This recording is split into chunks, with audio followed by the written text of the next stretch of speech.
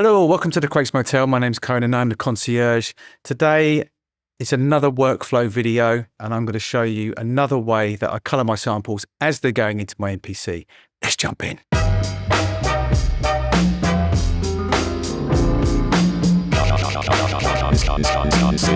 So as I've explained in previous videos, I prefer to colour the sound of samples as they're going into my MPC. I like to commit. I have a vision, so I'm confident where I'm going to take the sound, so I like to colour the sound as it goes in.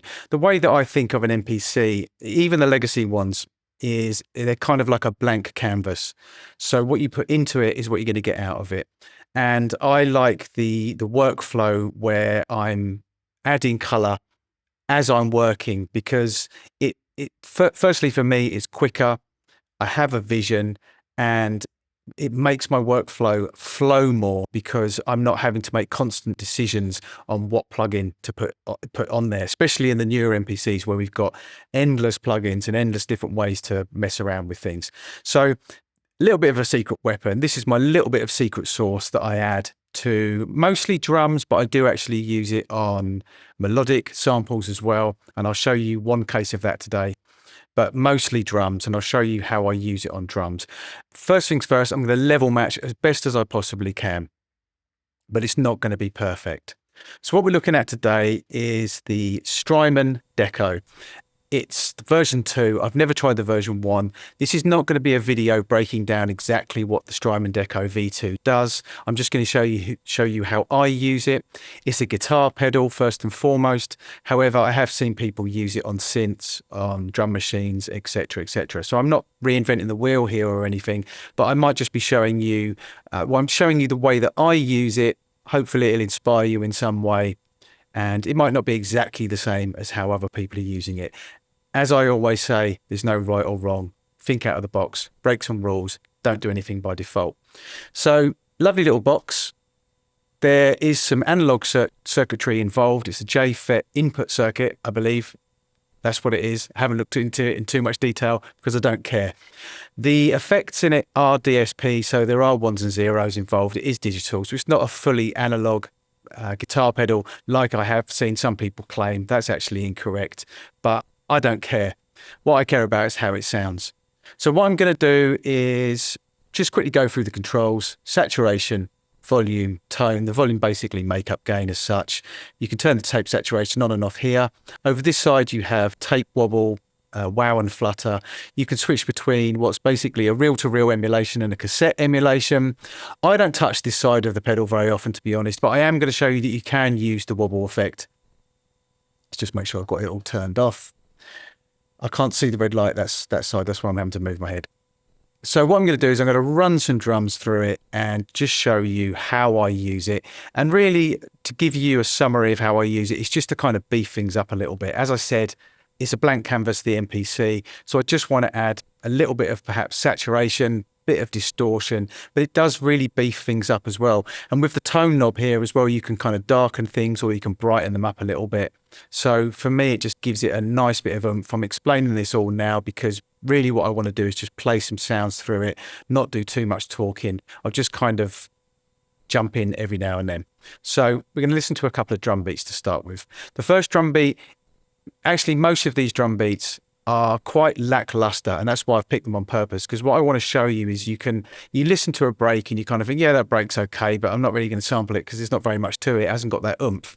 This pedal can give it that oomph, and suddenly you're inspired because you're suddenly, oh, okay, this beat can actually be good. So I've purposely picked some beats which are, you know, not really banging, but you can turn them into banging beats using this pedal.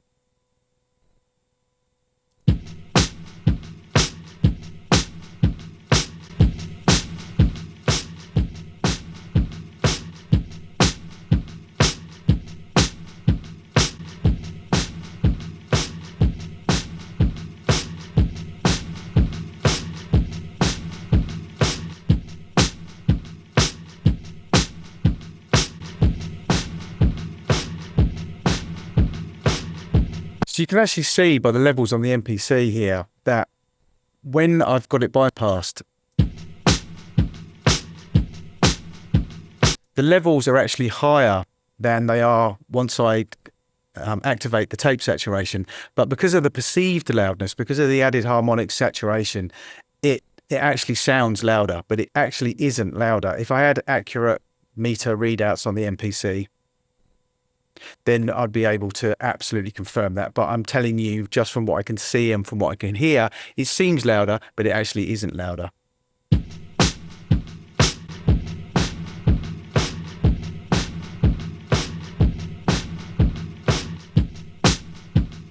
Significantly, actually. So the cassette version kind of starts sounding a little bit like some of the effects on the SP303 and SP404. Not exactly the same, but similar. It's a lot more compressed, and you kind of get, it brings the room noise up a lot more, and you kind of get that pumpy, breathy kind of effect, which is really, really nice.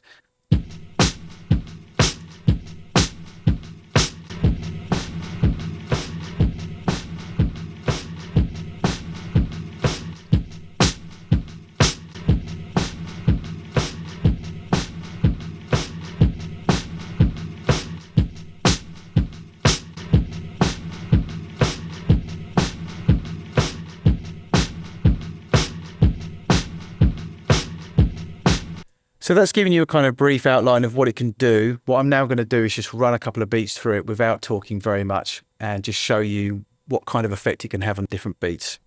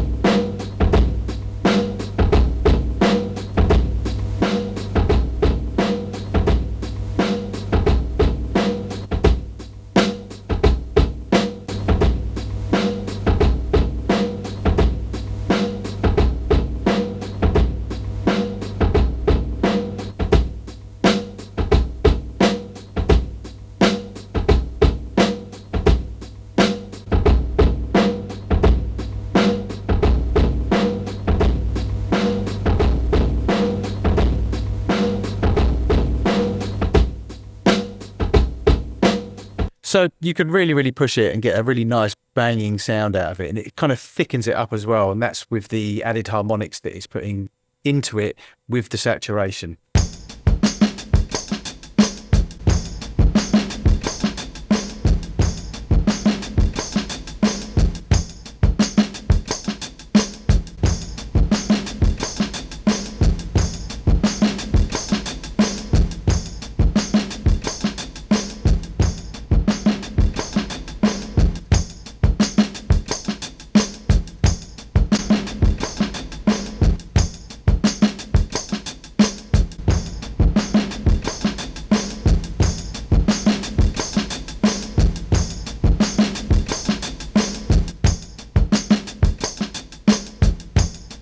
So, you know, that beat sounds kind of tame. I mean, I like it as a break, but it sounds kind of tame. Adding this just kind of makes you start pulling that face.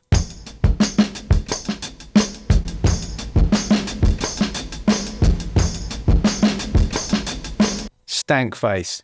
So now I'm just going to show you with a sample, melodic sample that's got some instruments in it, a bit of a piano and a drum beat, what you can do with the wobble side, the wow and flutter side.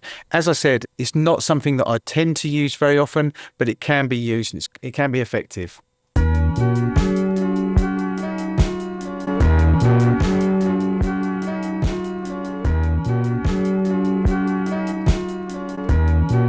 So I'm just going to add a little bit of saturation, make it just a bit subtle, just to give it a little bit of crunch.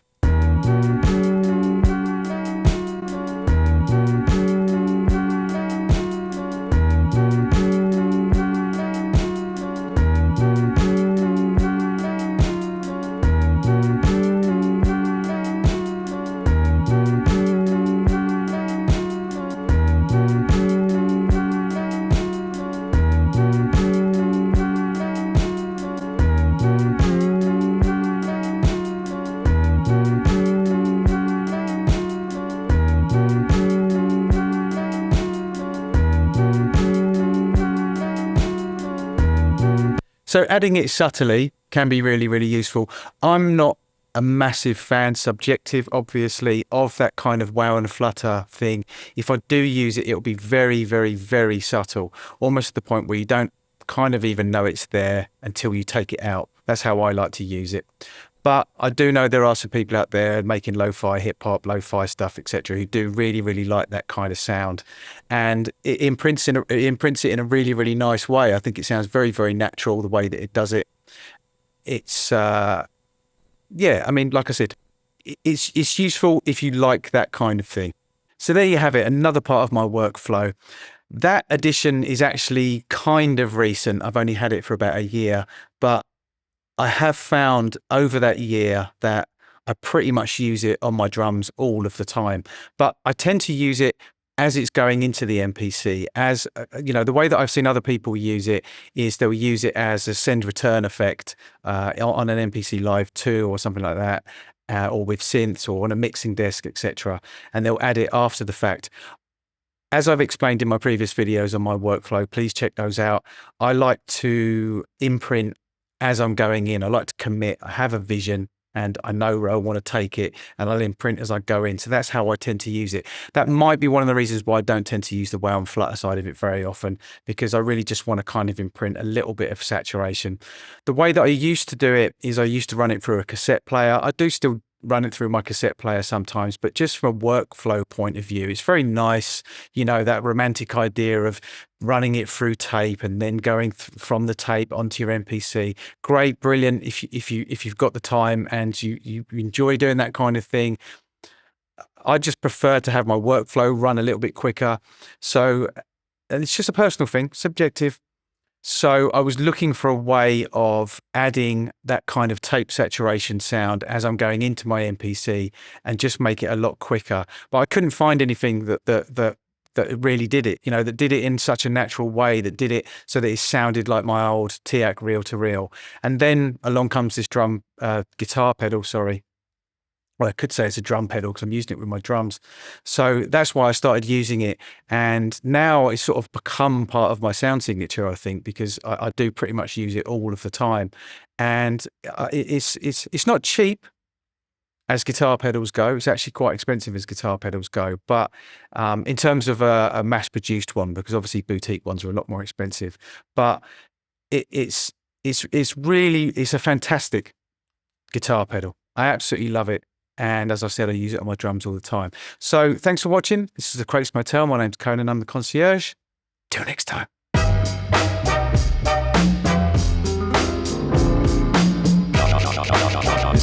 Concierge.